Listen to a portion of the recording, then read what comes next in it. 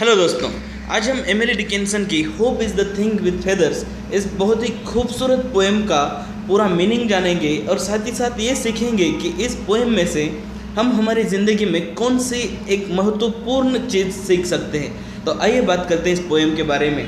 Poem के first stanza में Emily Dickinson लिखते हैं, hope is the thing with feathers that perches in the soul. दोस्तों, यहाँ पे जो पोएम का सबसे पहला वर्ड है होप, उसे पोएट ने एपोस्ट्रोफिस में लिखा हुआ है। तो यहाँ पे हम किसी भी चीज़ को ऐसे एपोस्ट्रोफिस में कब लिखते हैं?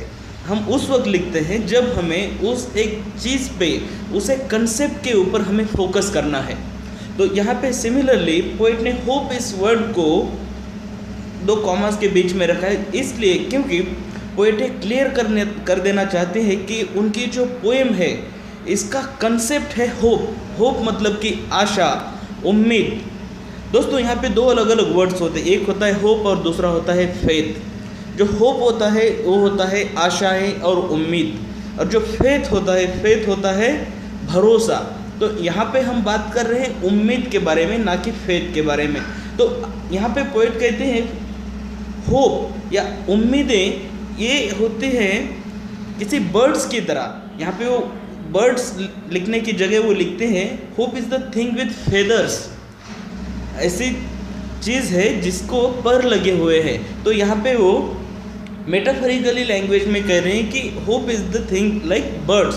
तो यहाँ पे दोस्तों ये जो फेदर वर्ड है, ये फेदर वर्ड का अपना एक इम्पॉर्टेंस है। जो पर होते हैं पंछियों के, आपने नोटिस किया होगा, वो पर के अंदर छोटे छोटे पर होते हैं। तो एक जो उनका पर होता है वो देखने में काफ़ी सॉफ्ट लगता है, लेकिन उसके अंदर बहुत ज़्यादा मजबूती होती है। तो यहाँ पे वो होप की एक क्वालिटी को शायद एक्सप्लेन करना चाहते हैं कि जो उम्मीदें होती है, उम्मीदें देखने में लग सकती हैं कि छोटी छोटी उम्मीदें हैं, लेकिन उम्मीदों के अंदर बहुत ज़्यादा स्ट्रेंथ है, बहुत ज़्यादा ताकत है।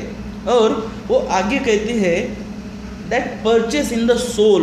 तो यहाँ पे वो कह रहे हैं कि जिस तरह से पंछी किसी डाली पे बैठते हैं, ठीक उसी तरह से जो उम्मीदें होती हैं, जो उम्मीदों का ये पंछी है, वो सोल यानी कि हमारी अंतरात्मा, हमारी आत्मा के अंदर वो बैठा हुआ होता है। तो दोस्तों, यहाँ पे जो सोल वर्ड है, यहाँ पे उन्होंने बहुत ही मीनिंगफुली यूज़ किया हुआ है। हमारी जो अंतरात्मा होती है वो हमारे अस्तित्व का, हमारे इंसान होने का वो सबसे बड़ा परिणाम है। मतलब हम अगर आज इंसान हैं, हम अगर जीवित हैं, तो उसके अंदर हमारी आत्मा का बहुत बड़ा रोल है। तो सिमिलरली पोएट कहते हैं कि उम्मीद ये जो पंछी है, ये हमारी अंतरात्मा के अंदर वास करता है। मतलब ये जिस तरह से अंतरात्मा, हमारी आत्मा पूरी ज़िंदगी भर हमारे साथ रहती है, ठीक उसी तरह से होप भी पूरी ज़िंदगी भर हमारे साथ रहती है। आगे पोएट कहते हैं and sings the tune without the words and never stops at all. तो यहाँ पे वो कहते हैं कि ये जो उम्मीदों का पंछी है, ये हमारी अंतरात्मा में रहता है और वो हमेशा ट्यून, वो गाना गाता रहता है विदाउट वर्ड्स। उसके कोई अल्फाज नहीं, किसी क्लियर वर्ड में उम्मीद हमसे बात नहीं करती है, लेकिन उम्मीद हमेशा और हमेशा कुछ न कुछ हमें कहती ही रहती और वो कभी चुप नहीं रहती। अगले स्टांजा में पोएट कहती हैं and sweetest in the gale is heard. अभी यहाँ पे ये जो फर्स्ट सेंटेंस है सेकंड स्टांजा में, यहाँ पे वो कहते हैं एंड स्वीटेस्ट मतलब स्वीट, स्वीटर, स्वीटेस्ट। तो यहाँ पे उन्होंने हाईएस्ट डिग्री का यहाँ पे यूज़ किया है, ये कहने लिए कि ये जो गाना गाती है होप्स या उम्मीदों का पंछी जो गाना गाता है, वो सबसे मधुर उस वक्त गाता है जब गेल आया होता है। गेल मतलब तूफान, एक तेज़ हवाएं जब छुटती। कहने का अर्थ ये हुआ कि जब आपकी ज़िंदगी में बहुत बड़ी परेशानियाँ आएंगी, उस वक्त आपकी उम्मीदें सबसे ज़्यादा आपका साथ देंगी। आगे पोएट कहते हैं and sore must be the storm that could abash the little bird that kept so many warm.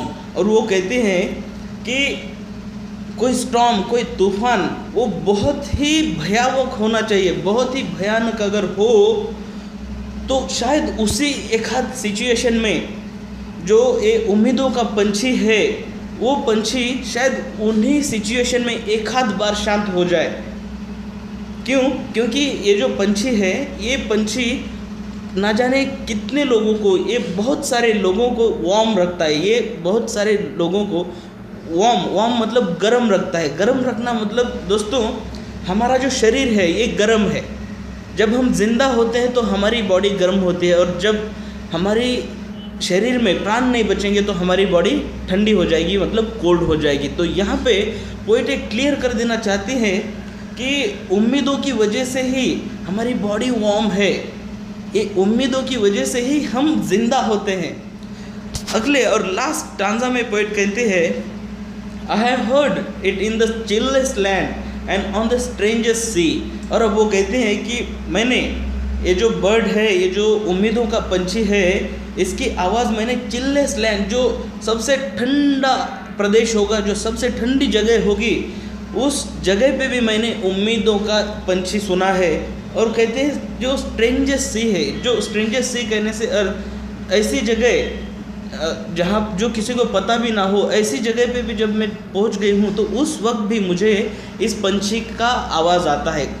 ये कहने का मतलब ये हुआ कि चाहे जो भी हो जाए, चाहे मैं जहाँ भी रहूँ, चाहे कितनी भी मुश्किल क्यों ना आ जाए, हर उस परिस्थिति में उम्मीद आपका साथ देती है। और अंत की 2 लाइनों में पोएट कहते हैं, it never in extremity it asked a crumb of me. तो यहाँ पे इन्होंने जो एक्सट्रीमिटी ये वर्ड यूज़ किया है, यहाँ पे वो समराइज़ करना चाहते हैं। ऊपर जो उन्होंने एग्जाम्पल देते कि चाहे गेल क्यों ना आ जाए, कोई तूफान क्यों ना आ जाए, या चाहे कितने भी चिल्लेस्ट लैंड, कितनी ही ठंडी जगह क्यों ना आ जाए, या कितने ही अनजान जगह पे क्यों ना मैं पहुंच जाऊं, चाहे जो भी हो जाए मेरी ज़िंदगी में, हमेशा ये उम्मीदों का पंछी मेरा साथ देता है। और कहते हैं कि it never in extremity it asked a crumb of me. लेकिन ये पंछी जो कि मेरा इतना साथ देता है, ये पंछी कभी भी मुझसे एक छोटा सा अन्न का निवाला तक नहीं मांगता।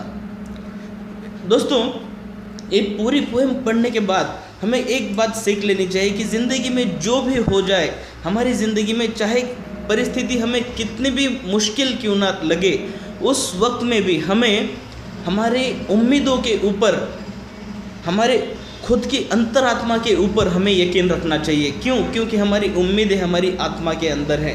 तो दोस्तों, ज़िंदगी में जो भी हो जाए, हमेशा धैर्य रखिए, हमेशा उम्मीदों के साथ आप आगे बढ़ते रहिए और आपको ज़रूर कामयाबी मिलेगी। उम्मीद करता हूँ आपको इस पोएम का मीनिंग अच्छे से समझ गया हो। अगर आपको कुछ कन्फ्यूजन हो तो आपके कन्फ्यूजन्स को आप कमेंट सेक्शन में लिख दीजिए। Thank you very much.